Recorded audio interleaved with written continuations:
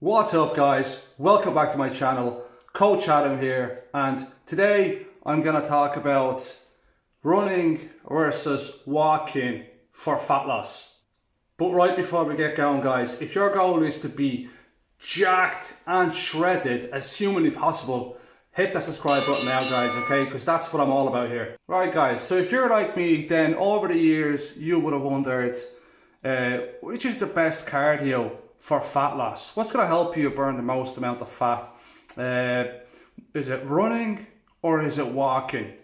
And I'm just going to focus on kind of these two today. I'm not really going to get into other forms of cardio today.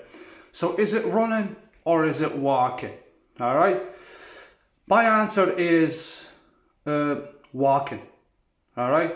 That's my preference. That's what I do. And I believe long term it is going to be the best tool to help you burn body fat. Okay, so the reason for this is if your goal is to be muscular, to be lean, be shredded, jacked, if that's your goal, then for that goal, I believe I believe walking is the most beneficial. So the major reason for this would be your recovery. So when you're lifting weights and you're trying to get stronger every day, at least that's what you should be doing when you're lifting weights. When you're doing this, you need to be very careful with your recovery.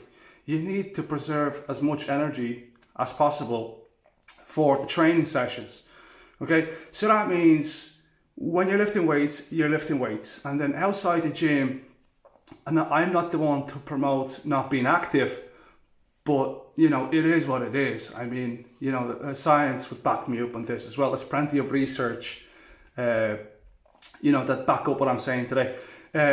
When it comes to recovery, it's really important. So when you're in the gym, you're pushing weights, you're giving it all you got.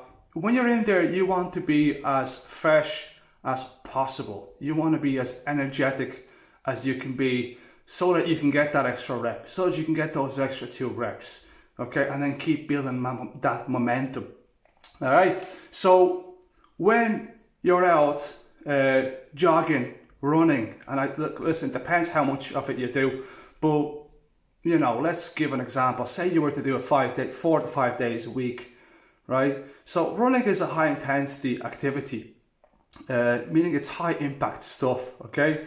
So it impairs your recovery for the weightlifting.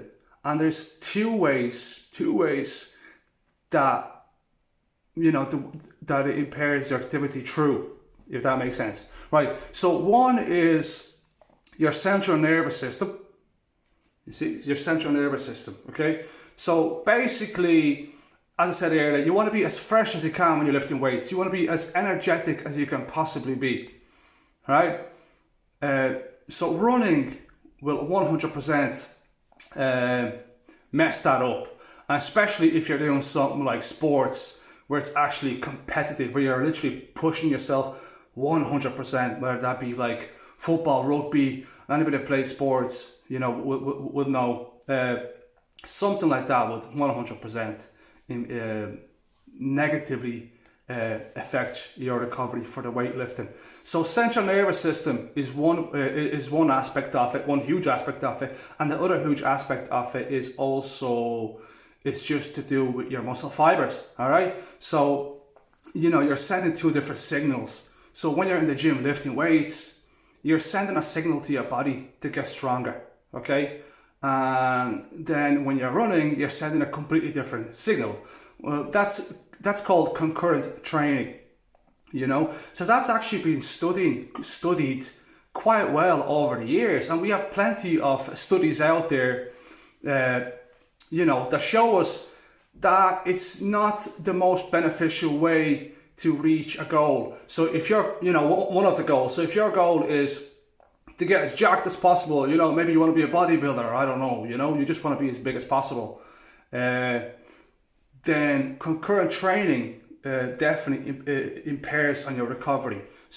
And the other thing is your source of energy being used throughout the session. So when you're jogging, the source of energy that's required to get you through the session. So let's say you're jogging at a decent pace, that you're pushing yourself, you're running. Your body will definitely tap into your glycogen levels. Okay, so like your fats, carbohydrates, and also could very potentially tap into your proteins. And for muscle growth, that's definitely not good. Now, provided you get enough calories into your body, enough protein and everything else, all the other macros, carbs and fats, you could be okay.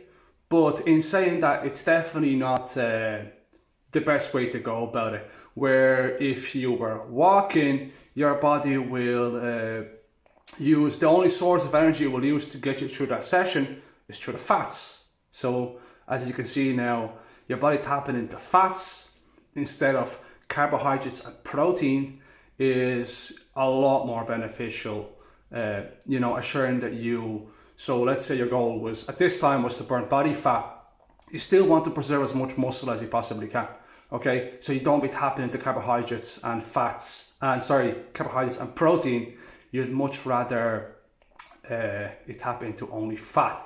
Obviously, that, and also it's just your energy levels. So think about if you're trying to get lean, right? You're trying to get to whatever, maybe 10% body fat, right? And at this stage, if you are trying to get something like even 15% body fat, 10, it doesn't matter. But what I'm trying to say is the lower you go, the harder it gets. So think about trying to get to something like even 12% body fat, 10% body fat. Your calories are down a lot at this stage, a good bit. And you're lifting weights, you should be still lifting weights hard. So it gets tough to have energy for these training sessions. So then adding high intensity cardio, I would say would definitely a big no-no. And then you have the injury risk, and that's a major thing as well. So obviously you don't want to be injured, you want to be injury free so you can keep training. Now, the running is it's high impact stuff, it's extremely repetitive, so it does place enormous amount of stress over time on your joints, your knees, whatever, your hips, everything, ankles, all joints. So if there are any niggling issues you have there, or a serious underlying issue, then jogging regularly there's certainly a lot more risk involved with that than just gentle walking. Now, will you burn as many calories walking as you will running? Of course not. You're going to burn a lot more calories running than walking. But in saying that, if your goal is to lose fat, then look, your nutrition has to be good. There's no other way around it. Even if you are running instead of walking, but your nutrition is not on point, chances are, you won't, 100% you won't lose the fat.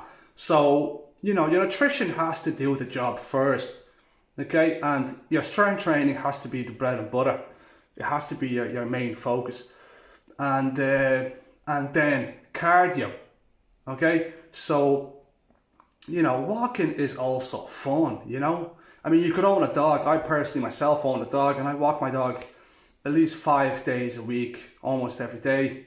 And it's fun. I mean, you can relax, clear your mind, you can walk in the woods or whatever, see some nature, you have some time to think for yourself and chill out, So, it's very easy to incorporate also walking into your lifestyle. Think about it, if you have kids, you could walk your kids to the park. By the time you get to the park, you come back, maybe you play with your kids a little bit, even if you, let's say you go to a shopping centre or whatever, you're still out walking, maybe you're taking the stairs and this and that. So it can be a lot easier to incorporate into your life than jogging. I mean, think about it, asking someone to go jogging with you, how many people will actually come? Not too many, right? So it's definitely something that's a lot more sustainable, a lot less injury risk, and that's really about it. I mean, for fat loss, I would definitely say strength training is your bread and butter. Cardio wise, I'd say walk about 5 times per week, about an hour session a day.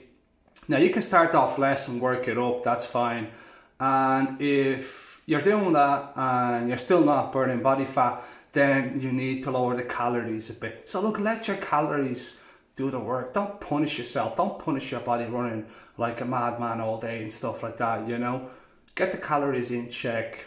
Throw in 1 hour of cardio a day, about 5 times a week, max. You never need to go more than that. Now, I'm talking like maximum amount of cardio there. Start off maybe a couple times a week, whatever, 30 minutes, 45 minutes, then work it up.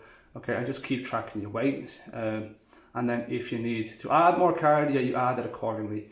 And that's about it, guys. What kind of cardio are you doing right now? Comment below, let me know. Guys, don't forget to like my video, subscribe to my channel, and I'll see you guys next time.